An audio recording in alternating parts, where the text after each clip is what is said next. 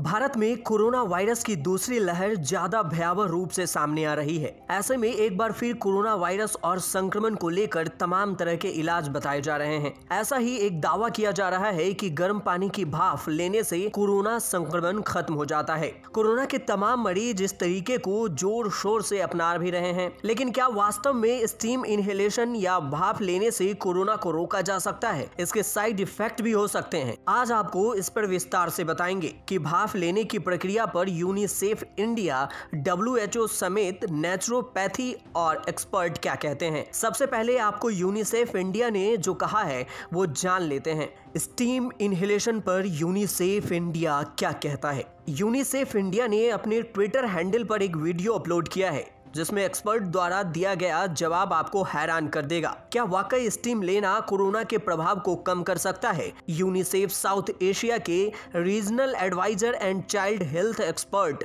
Paul Rutter ने इस video में बताया, स्टीम से कोरोना को खत्म कर सकते हैं, इसकी कोई साक्ष्य नहीं है। इसके बजाय स्टीम लेने के कई खराब परिणाम भी सामने आए हैं। इसके लगातार उपयोग से गले और फेफड़े के बीच की नाली मेटार्किया और फेरिंक्स जल सकते हैं या गंभीर रूप से डैमेज हो सकते हैं। इस नली के डैमेज होने से इंसान को सांस लेने में दिक्कत ज्यादा होगी। इतना ही नहीं, वायरस बड़ी ही आसानी से आपकी बॉडी में दाखिल हो जाएगा। स्टीम लेने से दुष्परिणाम जाने बिना इसका इस्तेमाल करने वालों को सावधान करने के लिए यूनिसेफ इंडिया ने यह जानकारी साझा की है। WHO स्टीम इनहेलेशन पर क्या कहता है? तो वहीं WHO स्टीम इनहेलेशन पर क्या कहता है? सामान्य तौर पर सर्दी जुकाम होने पर डॉक्टर भाप लेने की सलाह देते हैं, क्योंकि भाप नाक और गले में जाकर म्यूकस जिससे कफ बनता है को पतला करता है। हालांकि कोरोना से बचने के प्रभावी तरीके के रूप में गरारे की बात सरकार या WHO ने नहीं की है। विश्व स्वास्थ्य संगठन यानी WHO कोरोना के इलाज के तौर पर स्टीम लेने का सुझाव नहीं देता है। वहीं आयुष मंत्रालय नेचुरोपैथी इनहेलेशन के बारे में कहता है।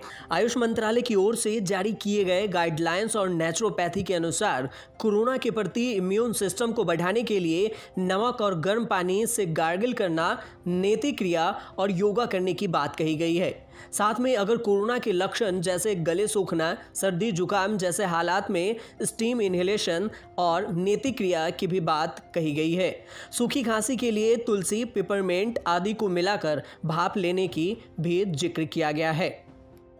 लेकिन कोरोना के लिए यह कारगर है या नहीं, इस बात की पुष्टि नहीं की गई है। बता दें कि नेचुरोपैथी को प्राकृतिक चिकित्सा भी कहा जाता है। नेचुरोपैथी बीमारियों से लड़ने की प्राचीन पद्धति में से एक है। इनमें किसी प्रकार की औषधि का प्रयोग किए बिना ही रोगों का उपचार किया जाता है। प्रकृति के 5 मूल तत्व पृथ्वी, अग्नि, आकाश, जल, वायु का पालन करते हुए व्यक्ति को रोगों से लड़ने की क्षमता प्रदान की जाती है। तो वहीं गर्म पानी गले के लिए बेहतर वाले दावे में कितनी सच्चाई है, इसकी भी पड़ताल की जाए। वहीं सोशल मीडिया पर वायरल हो रहे एक अन्य दावे में कहा जा रहा है कि गर्म पानी हमारे गले के लिए बेहतर है, लेकिन कोरोना वायरस नाक से पैरानजल साइनस में 3 से 4 दिन तक छिप कर रहता है और गर्म पानी वहां तक नहीं पहुंचता। दावे में यह भी कहा गया है कि 3-4 दिन के बाद वायरस हमारे फेफड़ों में दाखिल हो जाता है और सांस की तकलीफ बढ़ा देता है। इसे गर्म पानी पीकर खत्म किया जा सकता है, लेकिन 40 डिग्री सेल्सियस पर गर्म पानी के स्टीम से खत्म किया जा सकता है। इसलिए स्टीम लेना ज्यादा सही है, जो हमारे पैरानजल साइनस तक पहुंचती है।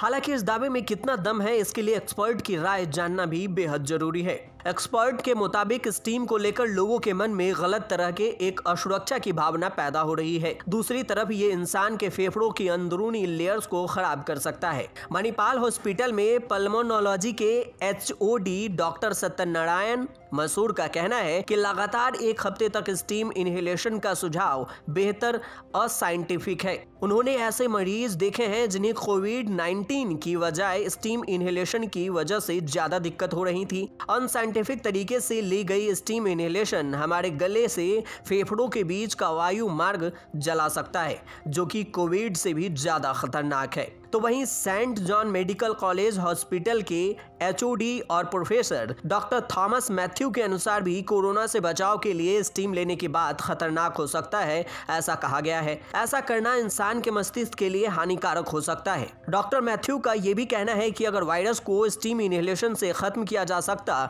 तो दुनिया में इतनी मौतें भी नहीं होती। फिलहाल मास्क, सोशल डिस्टेंसिंग और सैनिटाइजेशन ही इस महामारी से लड़ाई में सबसे प्रमुख हथियार है। डॉक्टर्स कहते हैं कि महामारी के दौर में ऐसी कई अफवाहें इंसान को भ्रमित कर सकती है, इसलिए ऐसी किसी भी बात पर आंख बंद करके भरोसा करना सही नहीं है। बता दें कि दूसरी लहर में देश में पिछले 24 घंटे में कुल 3,15,478 मामले सामने आए हैं। इस बार आई कोरोना मरीजों की संख्या वर्ल्ड रिकॉर्ड है। इससे पहले अमेरिका में 8 जनवरी को 3,07,581 केस सामने आए थे। न्यूज़ तक ब्यूरो।